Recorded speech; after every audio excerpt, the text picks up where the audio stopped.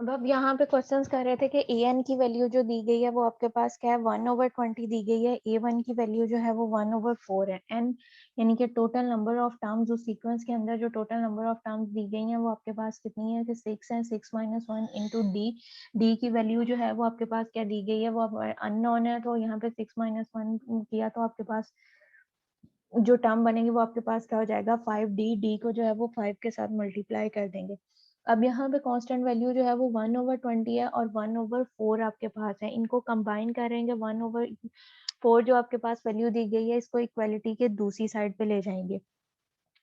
जब 1/4 है इसको इक्वालिटी की दूसरी साइड पे लेके जाओगे तो ये आपके पास क्या है प्लस और माइनस का हो जाएगा, यहाँ पे आपके पास क्या पॉजिटिव है, दूसरी साइड पे जाएगा तो आपके पास नेगेटिव हो जाएगा। जब आपके पास वहां पे जाएगा तो 1/20 माइनस आपके पास जो है वो 1/4 आपके पास आ जाएगा। तो आपके पास जो वैल्यू बनेगी वो आपके पास क्या 1/20 minus 1/4 is equal to 5d। इसका एलसीएम लिया, एलसीएम आपने लेना है कि जब आपके पास डिनोमिनेटर की बोथ वैल्यूज जो होती हैं वो अगर आपके पास सेम टेबल की डिविजिबल हो तो उसमें से जो लीस्ट कॉमन मल्टीपल आपके पास आता है आपने वो लेना है। यहाँ पे अब आपके पास 20 और 4 जो दिए गए हैं बोथ आपके पास जो वैल्यूज हैं वो दोनों वैल्यूज आपके पास क्या है सेम टेबल की डिविजिबल दी गई है। तो यहाँ से आपके पास जो एलसीएम है वो 4 आ जाएगा, 20 आपके पास एलसीएम आ जाएगा, 20 पे 21 टाइम जाता है तो 1 को 1 से मल्टीप्लाई किया 1 हो जाएगा। नेक्स्ट आपके पास 4 है, 4 जो है वो 20 पे आपके पास कितने टाइम्स है 5 टाइम आपके पास डिवाइड होता है। 5 को जो है वो 1 के साथ आपने मल्टीप्लाई किया -1 के साथ तो आपके पास वैल्यू क्या आ जाएगी -5 आपके पास आ जाएगा। अब ये अब आपके पास वैल्यू क्या बनेगी 1 + 1 -5 डिवाइडेड बाय 20 है तो उसको हमने प्लस माइनस माइनस किया तो आपके पास क्या रह जाएगा -4 divided by 20 is equal to जो है वो 5d के इक्वल आ जाएगा। अब यहाँ पे जो आपके पास 4 और 20 दिया गया, 4 और 20 जो है वो बोथ आपके पास जो है वो सेम टेबल के डिविजिबल दिए गए हैं। 4 भी और 20 जो है वो बोथ आपके पास सेम टेबल के डिविजिबल हैं तो इसको हम डिवाइड कर देंगे। 4 1 जार 4 और 4 5 जार 20 आपके पास हो जाएगा। तो ये वैल्यू आपके पास क्या हो जाएगी -1/5 आपके पास आ जाएगी। 4 1 जार 4 4 5 जार 20 तो आपके पास क्या हो जाएगा 1/5 और माइनस का साइन जो है वो आपके पास एज इट रहेगा। तो ये वैल्यू आपके पास क्या हो जाएगी 5d इज इक्वल टू 1/5 -1/5। अब ये 5 आपके पास मल्टीप्लाई हो रहा है दूसरी साइड पे जाएगा तो डिवाइड हो जाएगा। 5 को 5 के साथ मल्टीप्लाई किया तो 25 हो जाएगा। तो यहाँ पे जो d की वैल्यू आपके पास आ रही है वो आपके पास क्या आ जाएगी -1/25 जो है वो आपके पास d की वैल्यू आ जाएगी।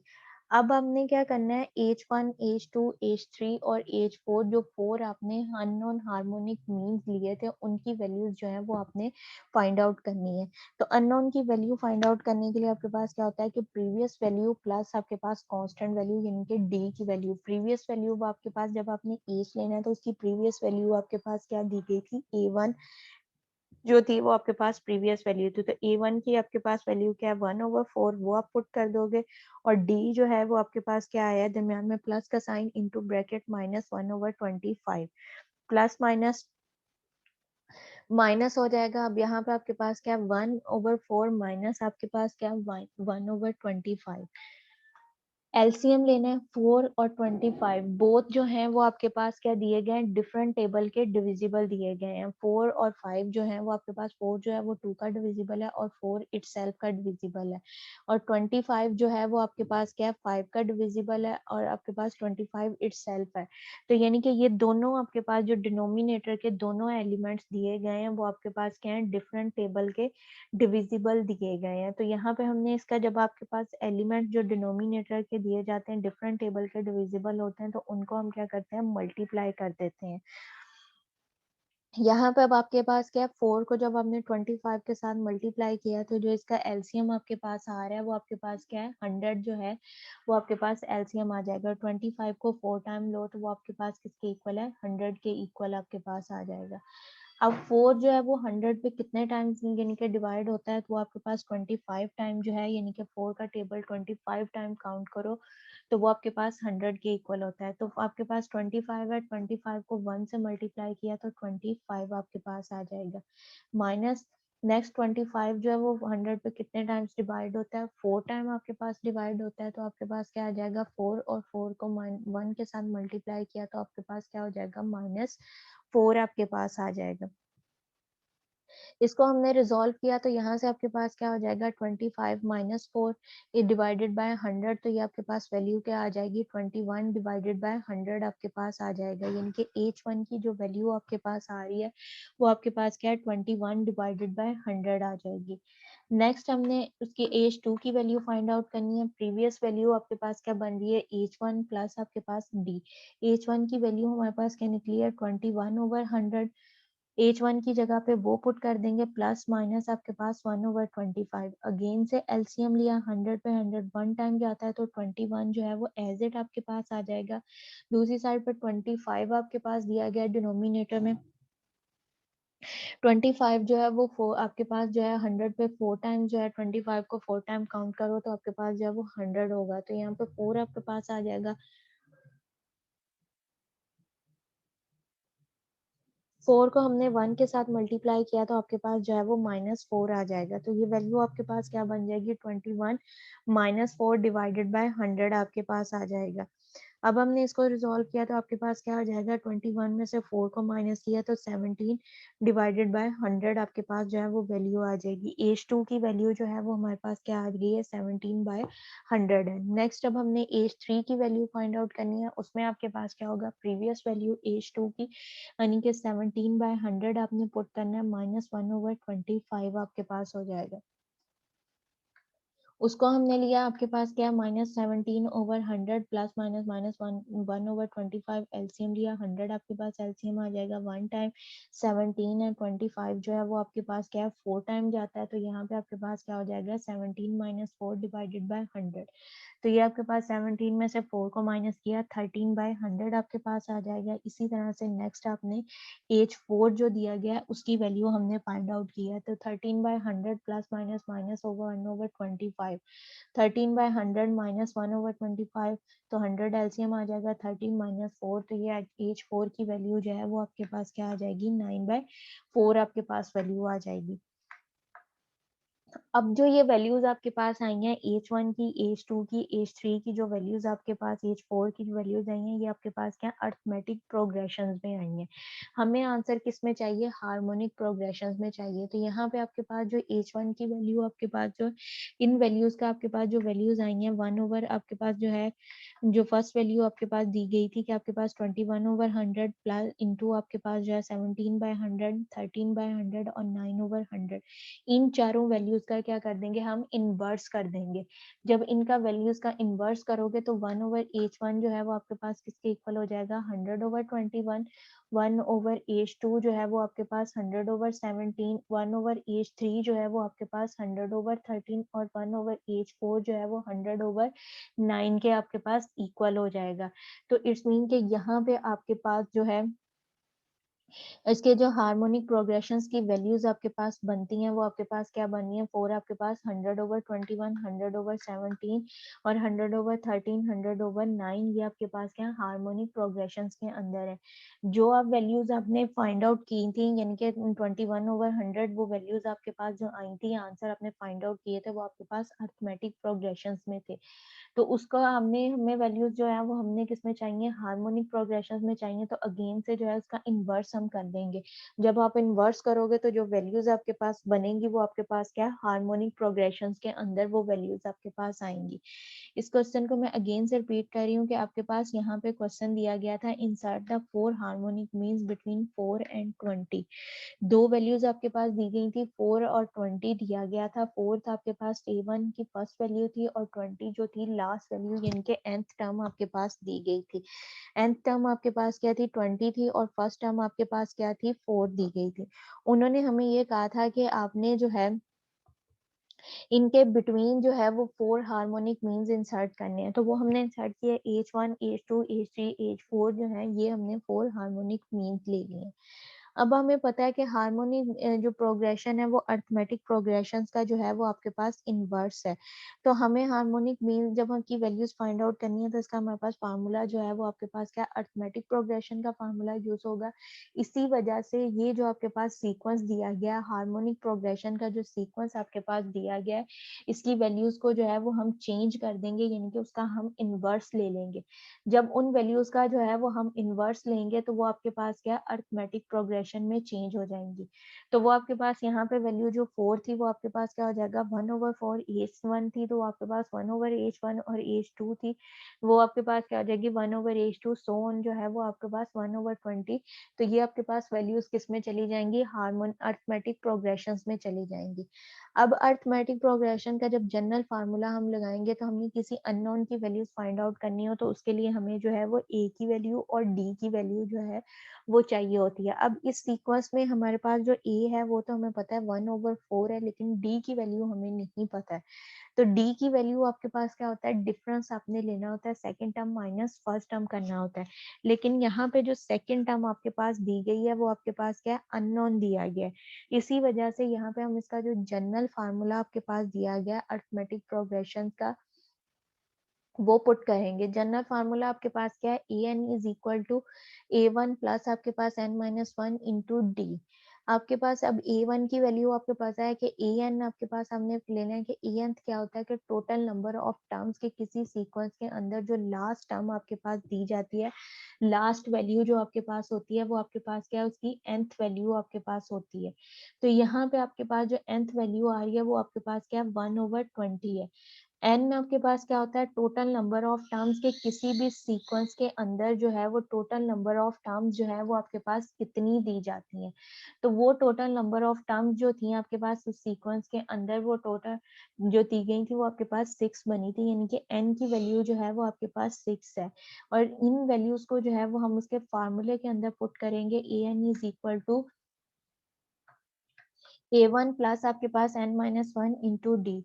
ए एन की वैल्यू जो है वो आपके पास क्या हो जाएगी 1/20। a1 की वैल्यू जो है वो 1/4 प्लस n माइनस वन यानी कि 6 माइनस वन इंटू डी की वैल्यू जो है वो आपके पास 5 हो जाएगा। तो यहाँ पे आपके पास क्या हो जाएगा 5d इन डी 6 माइनस वन, तो d के साथ मल्टीप्लाई करोगे 5d है, ये 1/20 और 1/4 जो है कांस्टेंट वैल्यू है, इसको इक्वालिटी के दूसरी साइड पे ले जाओ। आपके पास अब ये आपके पास क्या है फ्रैक्शन की फॉर्म में है और वैल्यूज जो है वो आपके पास क्या हो रही है माइनस हो रही है फ्रैक्शन की फॉर्म में। जब आपके पास वैल्यू फ्रैक्शन की फॉर्म में दी जाए चाहे वो एडिशन की हो या वो सब्ट्रैक्शन की हो तो उसके लिए हम क्या करते हैं उसका एलसीएम लेते हैं। एलसीएम का मतलब आपके पास क्या होता है कि लीस्ट कॉमन मल्टीपल जो है वो आप फाइंड आउट करते हो। अगर तो आपके पास डिनोमिनेटर की जो वैल्यूज दी जाती हैं बोथ आपके पास जो है वो सेम टेबल की डिविजिबल हो तो उसको आप क्या करते हो उसमें से जो हाईएस्ट कॉमन फैक्टर होता है वो आप लेते हो कि आपके पास क्या आएगा। अगर आपके पास डिफरेंट टेबल की डिविजिबल दी जाती हैं तो उन आप वैल्यूज को जो है वो आप मल्टीप्लाई करते हो। यहाँ पे अब आपके पास जो वैल्यूज दी गई थी वो आपके पास क्या 1/20 माइनस आपके पास क्या 1/4 ये दी गई थी इज इक्वल टू 5d। 20 और 4 जो है बोथ आपके पास क्या दिए गए हैं सेम टेबल के डिविजिबल दिए गए हैं। उसको हमने एलसीएम लिया, एलसीएम लेके सिंप्लीफाई किया तो -1/4 आपके पास आ रहा है। 4 और 1/20 जो है बोथ आपके पास क्या है सेम टेबल के डिविजिबल है। इनको हमने डिवाइड किया तो आपके पास जो है वो आपके पास क्या आ जाएगा -1/5 है। तो डी की वैल्यू जो है वो आपके पास क्या आ जाएगी -1/25 है। अगेन अब इसको जो है वो H1 की वैल्यू फाइंड आउट करनी है तो प्रीवियस वैल्यू प्लस आपके पास कांस्टेंट, तो प्रीवियस वैल्यू H1 से जो प्रीवियस थी वो आपके पास क्या थी A1 की थी। A1 की वैल्यू क्या है 1/4 वो हमने पुट की प्लस आपके पास D की वैल्यू क्या है ये -1/25। एलसीएम लेके रिजॉल्व किया तो आपके पास क्या आ जाएगा 21/100। इसी तरह से H2 H3 H4 की हमने वैल्यूज निकाली है। अब ये जो हमने H1 H2 H3 H4 की वैल्यूज निकाली हैं ये हमारे पास क्या अरिथमेटिक प्रोग्रेशंस के अंदर थी। इन हमें वैल्यूज जो आंसर चाहिए वो हमें क्या चाहिए हार्मोनिक प्रोग्रेशंस के अंदर चाहिए। तो इन वैल्यूज का जो है वो हम इन्वर्स कर देंगे। जब आप इन्वर्स करोगे तो ये आपके पास क्या हो जाएगा 1/H1 जो है वो आपके पास किसके इक्वल हो जाएगा 100/21। 1/H2 आपके पास 100/17। 1/H3 100 सो ऑन आपके पास, यानी कि न्यूमिनेटर जो है वो डिनोमिनेटर में कन्वर्ट हो जाएगा और डिनोमिनेटर जो है वो आपके पास न्यूमिनेटर में कन्वर्ट हो जाएगा। यहाँ तक अगर किसी को कोई प्रॉब्लम है तो वो पूछ लें। No ma'am. ये अब आपके पास जो अरिथमेटिक का चैप्टर्स था सीक्वेंस एंड सीरीज का, वो आपके पास जो है वो एंड हो जाएगा। अब इससे नेक्स्ट जो आप लोगों ने चैप्टर स्टार्ट करना है वो आपके पास जो है मैट्रिक्स का चैप्टर्स है। मैट्रिक्स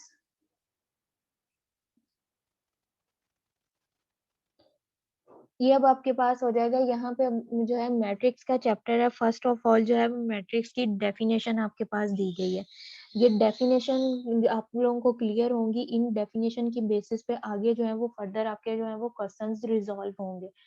फर्स्ट जो डेफिनेशन यहाँ पे दी गई है वो आपके पास क्या दी गई है कि मैट्रिक्स की डेफिनेशन आपके पास है कि मैट्रिक्स आपके पास क्या आता है।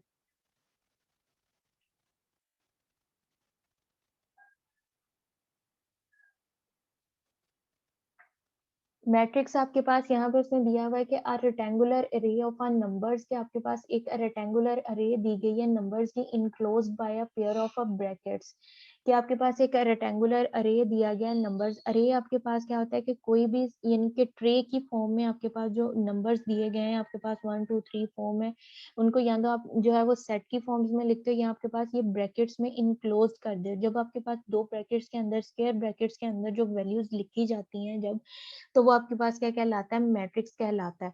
तो यहाँ पे उसने दिया है कि अ रेक्टेंगुलर अरे, रेक्टेंगुलर में आपके पास क्या होता है कि उसकी दो साइड्स जो होती हैं वो आपस में इक्वल होती हैं। पैरेलल दो साइड जो होंगी वो आपस में इक्वल होंगी।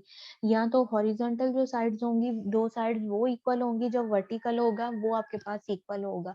अब वो आपके पास क्या होता है, जब आपके पास दो साइड्स जो होती हैं वो आपके पास इक्वल हों तो वो आपके पास क्या कहलाता है, रेक्टेंगुलर कहलाता है। यहाँ पे जो मैट्रिक्स की डेफिनेशन उसने दी गई है वो आपके पास ये है कि a rectangular array of a number enclosed by a pair of a brackets such as, आपके पास के कोई रेक्टेंगुलर अरे दी गई है जिसके अंदर वो आपके पास क्या है, ब्रैकेट्स के अंदर उसको इनक्लोज किया जाता है नंबर्स को, तो वो आपके पास क्या कहलाता है, इसका मैट्रिक्स कहलाता है। अब ये जो आपके पास मैं दिया गया है आपके पास स्क्वायर ब्रैकेट्स है, इसमें आपके पास है 2 है, -1 3 -5 4 और 7। ये आपके पास क्या कहलाती हैं, रोज कहलाती हैं। अगर ये हॉरिजॉन्टल आप देखोगे यानी कि एक्स एक्सिस पे जो आपके पास वैल्यूज होंगी वो आपके पास क्या होता है, हॉरिजॉन्टल होता है। तो यहाँ पे जो आपके पास एक्स एक्सिस पे वैल्यूज बन रही हैं वो आपके पास क्या है, 2 है, -1 है और 3 आपके पास दिया गया है। आपके पास ये है। और वाई एक्सिस यानी कि आपके पास जो 90 का एंगल आपके पास बना है वाई एक्सिस, और वो वर्टिकल आपके पास वैल्यूज होती हैं वो आपके पास क्या कहलाती हैं, कॉलम्स कहलाते हैं। जो आपके पास हॉरिजॉन्टल वैल्यूज लिखी जाएंगी वो आपके पास रोज कहलाती हैं, और जो आपके पास वर्टिकल यानी कि 90 के एंगल पे या वाई एक्सिस पे आपके पास जो वैल्यूज उस फॉर्म में लिखी जाएंगी वो आपके पास क्या कहलाते हैं, कॉलम्स कहलाते हैं। रेक्टेंगुलर क्या होता है कि रेक्टेंगुलर जिसमें दो साइड्स आपस में इक्वल हो, पैरेलल दो साइड्स जो होती हैं वो आपस में इक्वल हो, या तो वो हॉरिजॉन्टली इक्वल हो या आपके पास जो है वर्टिकल हो। इसमें अब हॉरिजॉन्टली दो साइड्स इक्वल हैं और वर्टिकल जो है वो आपके पास इक्वल है। यानी कि नंबर ऑफ कॉलम्स जो दिए गए हैं वो आपके पास 3 दिए गए हैं और नंबर ऑफ रोज जो दी गई हैं वो आपके पास 2 दी गई हैं। तो ये आपके पास क्या कहलाएगा, मैट्रिक्स कहलाता है। अब यहाँ पे आपके पास क्या है कि ये अगर इसकी डेली लाइफ से आप एग्जांपल्स लो तो आपके पास क्या होता है कि ट्रे है। ट्रे जो है वो आपके पास क्या मैट्रिक्स है, ठीक है। उसके अंदर जो आप टी कप ऑफ टी रखते हो या कोई और बर्तन है उनको समराइज करके करके जो इकट्ठा करके आप एक फॉर्म में अगर लिखते हो तो वो आपके पास क्या कहलाता है, उसकी यानी कि वो मैट्रिक्स फॉर्म आपके पास कहलाएगी। तो वो आपके पास यानी कि ट्रे के अंदर जो है वो आप लोगों ने बर्तन है वो इकट्ठे करके एक जगह पे आपके काफी सारे बर्तन वो ट्रे के अंदर आप लिखते हो। या आपके पास जो है 7 या 8 9 जितने भी आपके पास चाय के कप हैं उनको आप इकट्ठा करके जो है वो एक ट्रे के अंदर लिखते रखते हो, तो वो आपके पास क्या कहलाता है, मैट्रिक्स फॉर्म है। उसी तरह से ये नंबर्स आपके पास दिए गए हैं। बट आपने माइक्स बंद करें।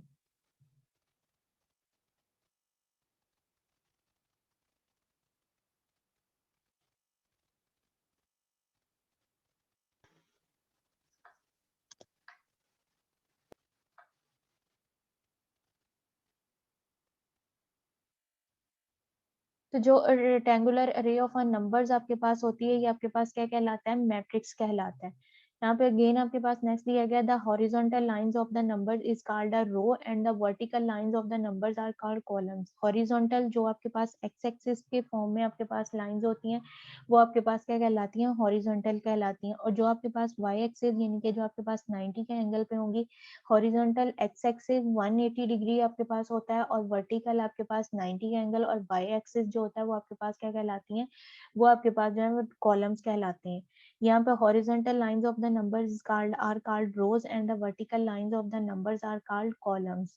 और ये आपके पास जो नंबर और कॉलम्स के जो एलिमेंट्स हैं इनको आप क्या कहोगे, उसकी एंट्रीज हैं। जो आपके पास नंबर और कॉलम्स में आपके पास जो डिजिट्स लिखे जाएंगे ये आपके पास क्या कहलाती हैं, उसकी एंट्रीज कहलाती हैं, या आपके पास जो है एलिमेंट्स ऑफ द मैट्रिक्स आपके पास कहलाते हैं।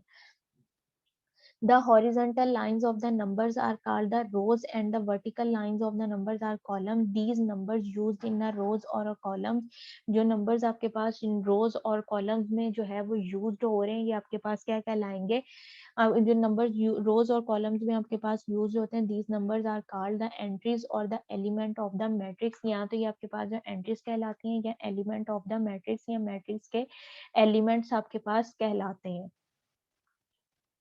नेक्स्ट आपके पास डेफिनेशन दी गई है रो मैट्रिक्स और रो वेक्टर। और आपके पास क्या है कि रो मैट्रिक्स क्या होता है। अब जो जनरल मैट्रिक्स आपके पास दिया जाता है, आपके पास जो जनरल मैट्रिक्स आपके पास है उसको डिनोट जो किया जाता है वो A I J is also known as the I and J the element of the entry A. यानी कि ए मैट्रिक्स आपने उसमें लिया, उसमें जो नंबर ऑफ रोज हैं उसको आई से डिनोट किया जाएगा और नंबर ऑफ कॉलम्स जो हैं उसको जे से डिनोट किया जाता है। कि उसके अंदर 2 नंबर ऑफ रोज हैं या 3 नंबर ऑफ रोज हैं या 4 हैं, उसको जो है वो आप आई के साथ डिनोट करोगे। और उसमें आपके पास कॉलम्स कितने हैं, 1 है, 2 है, 4 है, तो वो आपके पास क्या होगा, उसको जे से आप डिनोट करोगे। अगर कोई भी मैट्रिक्स है उसकी अपने जनरल डिनोशन करनी है, आपने डिनोट करना है, तो वो आपके पास क्या होगा, ए आई जे से डिनोट किया जा सकता है, या फिर आपके पास जो है उसको जो है वो सिंपल आपके पास है एक आपके पास जो ए मैट्रिक्स एम क्रॉस एन से भी किया जा सकता है। एम जो है वो भी नंबर ऑफ रोज को डिनोट करता है और एन जो है वो आपके पास क्या करेगा, नंबर ऑफ कॉलम्स जितने भी उसके अंदर कॉलम्स दिए जाते हैं उसको डिनोट करता है। तो यहाँ पे आपके पास है the element and the आपके पास the element entries of a matrix not need to be a number, but in the study of the matrix we shall take elements are from the R or from the C। C आपके पास क्या है कि complex numbers और R आपके पास कहता है real numbers जो है उसको denote किया जाता है। यहाँ पे अब आपके पास क्या है, रो मैट्रिक्स और रो वेक्टर, यानी कि जो रो मैट्रिक्स है उसको रो वेक्टर भी कहा जाता है। A matrix which has only one row, कि ऐसा मैट्रिक्स जिसके अंदर जो नंबर ऑफ एलिमेंट्स हैं या जो उसकी एंट्रीज हैं वो सिर्फ एक रो की फॉर्म में लिखी जाए, यानी कि आपके पास जो है वो हॉरिजॉन्टल सिर्फ लिखी जाए, तो वो आपके पास क्या कहलाएगा, रो मैट्रिक्स, या आपके पास जो है वो रो वेक्टर कहलाएगा। Is said to be a row matrix और अ रो मैट्रिक्स। इसी तरह से अदर वर्ड्स आपके पास ए मैट्रिक्स जो दूसरा मैट्रिक्स है, अगर उसमें जो है तमाम एंट्रीज जितनी भी आपके पास वैल्यूज हैं या नंबर ऑफ एलिमेंट्स हैं वो आपके पास क्या वर्टिकल लिखे जाए, वर्टिकल लिखे जाएंगे तो वो आपके पास क्या कहलाएगा, कॉलम मैट्रिक्स कहलाएगा। अब यहाँ पे matrix which has only one column m multiply by n, यानी कि n जो है वो आपके पास m जो है वो रोज को डिनोट करता है और n जो है वो कॉलम को, तो इसमें कॉलम क्या है, 1 दिया गया, तो इस वाई आपके पास क्या है m क्रॉस 1, यानी कि 1 m cross 1 is the matrix in the form आपके पास A I J, A two J, A three J, A four J, यानी कि फर्स्ट वैल्यू ऑफ पहले कॉलम की पहली वैल्यू, दूसरे यानी कि आपके पास पहले कॉलम की दूसरी वैल्यू, इस तरह से सोन आपके पास एम जे तक उसकी वैल्यूज आपके पास जाएंगी। Said to be a column matrix, तो ये आपके पास क्या कहलाएगा, कॉलम मैट्रिक्स कहलाता है। नेक्स्ट आपके पास जो है रेक्टेंगुलर मैट्रिक्स। रेक्टेंगुलर आपको पहले भी मैंने करवाया है कि जिसमें आपके पास नंबर ऑफ रोज जो है वो नंबर ऑफ कॉलम्स के इक्वल ना हो, वो आपके पास क्या कहलाता है, रेक्टेंगुलर कहलाता है। जिसमें आपके पास हॉरिजॉन्टल यानी कि जो आपके पास हॉरिजॉन्टल पैरेलल है दो साइड्स वो इक्वल हो, या वर्टिकल दो पैरेलल लाइन जो है वो आपके पास इक्वल हो, तो वो आपके पास क्या कहलाता है, रेक्टेंगुलर मैट्रिक्स है। यानी कि जिसमें आपके पास जो है नंबर ऑफ रोज जो है वो नंबर ऑफ कॉलम्स के इक्वल आपके पास ना हो, वो आपके पास क्या होगा, रेक्टेंगुलर मैट्रिक्स कहलाएगा। डेफिनेशन इसकी आपके पास ये है कि if m is not equal to n then the matrix is called a rectangular matrix of the order m dot m cross n, that is the matrix The matrix in which the number of the rows is not equal to the number of column is said to be a rectangular matrix. कि ऐसा matrix जिसमें number of rows जो है वो number of columns के equal आपके पास ना हो, वो आपके पास क्या कहलाएगा, रेक्टेंगुलर मैट्रिक्स। इसकी एग्जांपल्स आगे देखो कि आपके पास मैट्रिक्स दिए गए हैं। इसमें अब आपके पास क्या है कि दो रोज दी गई हैं, रोज आपके पास क्या है, दो है, और कॉलम्स आपके पास क्या दिए गए हैं, 3 है। यहाँ पे 2 3 1 जो है ये एक आपके पास रो है, -1 0 और 4 जो है ये आपके पास क्या है, सेकंड रो दी गई है। कॉलम आपके पास क्या है, 2 -1 3 0 1 और 4, ये आपके पास क्या दिए गए हैं, उसके कॉलम्स दिए गए हैं। दो रोज हैं और कॉलम्स आपके पास क्या है, 3 है, तो ये आपके पास क्या कहलाएगा, रेक्टेंगुलर मैट्रिक्स जिसमें नंबर ऑफ रोज जो है वो नंबर ऑफ कॉलम्स के इक्वल नहीं है। नेक्स्ट आपके पास है स्क्वायर मैट्रिक्स दिया गया है। स्क्वायर मैट्रिक्स आपको पता है कि स्क्वायर क्या होता है कि आप जब 2 की पावर 2 लेते हो या 3 की पावर 3 लेते हो तो उसी एलिमेंट के साथ आप मल्टीप्लाई करते हो, स्क्वायर करते हो। तो यहाँ पे भी यानी कि वो आपके पास इक्वल होता है, यानी कि उसकी आपके पास लेंथ और विड्थ जो होगी वो इक्वल है। तो यहाँ पे भी स्क्वायर मैट्रिक्स आपके पास क्या है, m is equal to n के नंबर ऑफ रोज जो है वो नंबर ऑफ कॉलम्स के इक्वल हो, कि जितनी आपके पास नंबर ऑफ रोज दी जाएंगी उतने ही आपके पास जो है वो नंबर ऑफ कॉलम्स दिए जाएं, कि उसकी नंबर ऑफ कॉलम्स की तादाद जो है वो नंबर ऑफ रोज के इक्वल हो, तो वो ऐसा मैट्रिक्स जो है वो आपके पास क्या कहलाएगा, स्क्वायर मैट्रिक्स कहलाएगा। If m is equal to n then the matrix of order m cross n is said to be a square matrix of the order n और m। ऑर्डर का मतलब ये है कि उसमें नंबर ऑफ एलिमेंट्स कितने दिए गए हैं, कि रोज में नंबर ऑफ एलिमेंट्स आपके पास कितने हैं और नंबर ऑफ कॉलम्स के अंदर जो है वो एलिमेंट्स कितने हैं, वो आपके पास क्या है, उसकी तादाद को जाएंगे। Then the matrix which has the same number of rows and the columns is called a square matrix. का ऐसा मैट्रिक्स जिसमें नंबर ऑफ रोज जो है वो नंबर ऑफ कॉलम्स के इक्वल है, तो वो आपके पास क्या कहलाएगा, स्क्वायर मैट्रिक्स आपके पास कहलाएगा। इसकी एग्जांपल आपके पास यहाँ पे मैट्रिक्स दिए गए हैं। एक सिंगल मैट्रिक्स दिया गया है, यूनिट है, यानी कि इसकी एंट्री जो है वो 1 है, यानी कि 0 दी गई है। अब इसमें देखो, अगर रो के लिहाज से देखो तो वो भी आपके पास 1 है, कॉलम के लिहाज से देखो तो वो भी आपके पास 1 है। तो ये आपके पास क्या कहलाएगा, स्क्वायर मैट्रिक्स कहलाएगा, या आपके पास जो है वो यूनिट मैट्रिक्स भी कहलाएगा, क्योंकि इसके अंदर जो है वो सिंगल एलिमेंट है। कोई भी ऐसा मैट्रिक्स जिसमें आपके पास जो है एंट्री जो है वो सिर्फ सिंगल आपके पास एंट्री दी जाए, तो वो मैट्रिक्स आपके पास यूनिट मैट्रिक्स भी कहलाएगा और आपके पास जो है वो स्क्वायर मैट्रिक्स भी कहलाएगा। नेक्स्ट आपके पास जो मैट्रिक्स दिया गया उसमें देखो नंबर ऑफ रोज जो है उसमें एलिमेंट्स क्या हैं, 2 दिए गए हैं, और नीचे भी आपके पास एलिमेंट 2 दिए गए हैं। इसी तरह से कॉलम जो है वो भी आपके पास क्या है, 2 है, रोज भी 2 है, कॉलम्स भी 2 है। कि आपके पास नंबर ऑफ रोज की तादाद भी 2 है और नंबर ऑफ कॉलम्स की तादाद भी जो है वो 2 आपके पास दी गई है। तो ये आपके पास क्या है, स्क्वायर मैट्रिक्स, ऐसा मैट्रिक्स जिसमें नंबर ऑफ रोज जो है वो नंबर ऑफ कॉलम्स के इक्वल हो, वो आपके पास क्या कहलाता है, स्क्वायर मैट्रिक्स कहलाता है। नेक्स्ट आपके पास जो है वो डायगोनल, प्रिंसिपल डायगोनल आपके पास क्या होता है कि उसको एक्सप्लेन किया गया है कि let A is equal to A I J be the square matrix. कोई एक आपके पास जो है वो स्क्वायर मैट्रिक्स दिया गया है, वो ए आई जे से आई जो है वो नंबर ऑफ रोज को डिनोट करता है और जे जो है वो आपके पास क्या है, नंबर ऑफ कॉलम्स को डिनोट करता है। उसने ये आपके पास कहा है कि let A is equal to A I J be the square matrix of a order N, कि आपके पास एक स्क्वायर मैट्रिक्स दिया गया है जिसका ऑर्डर जो है वो आपके पास क्या है, एन दिया गया है। देन द एंट्रीज आपके पास a11 a22 a33 a जो है from the principal diagonal from the matrix, and the entries आपके पास 1 and 2 -1 3 n -2 n आपके पास 1 -2 है, सो ऑन आपके पास n from the secondary diagonal matrix. कि आपके पास ऐसी एंट्रीज किसी मैट्रिक्स के अंदर, वो एंट्रीज यानी कि उसको आप वैल्यूज को लो तो वो आपके पास मैट्रिक्स जो है वो आपके पास किस में चेंज हो जाए, ट्रायंगुलर में चेंज हो जाए। ऐसी आपके पास एंट्रीज जो कि मैट्रिक्स को जो है वो ट्रायंगुलर में आपके पास जो है वो उसको चेंज करे, वो आपके पास क्या कहलाएगा, प्रिंसिपल डायगोनल कहलाता है। जैसा कि अब यहाँ पे आपके पास जो दिया गया मैट्रिक्स उसमें आपके पास क्या है, A13 यानी कि फर्स्ट रो, उसका फर्स्ट आपके पास कॉलम, फर्स्ट एलिमेंट, सेकंड आपके पास क्या है, फर्स्ट रो सेकंड कॉलम, यानी कि 1 और 2 को, 1 जो है वो रो को डिनोट कर रहा है, 2 जो है वो आपके पास कॉलम को डिनोट कर रहा है। इसी तरह से 1 3 के first row second column third column, 1 4 first row fourth column, second आपके पास है 2 1 यानी कि second row first column, 2 A 2 2 second row, second column A 2 3 second row, third column A 2 4 second row, fourth column, so on. इसी तरह से A 3 1 3 2 3 3 3 4 आपके पास, A 4 1 4 2 4 3 4 4 आपके पास है। अब ये जो एलिमेंट्स हैं अगर इसको हम कट डाउन कर दें, A1 1 A2 2 A3 3 A4 4 ले लें, इसको जब हम ये करते हैं, ये एलिमेंट्स को लेते हैं, तो आपके पास क्या, ये दो पार्ट्स में आपके पास मैट्रिक्स को जो है वो दो पार्ट्स के अंदर कन्वर्ट कर देता है।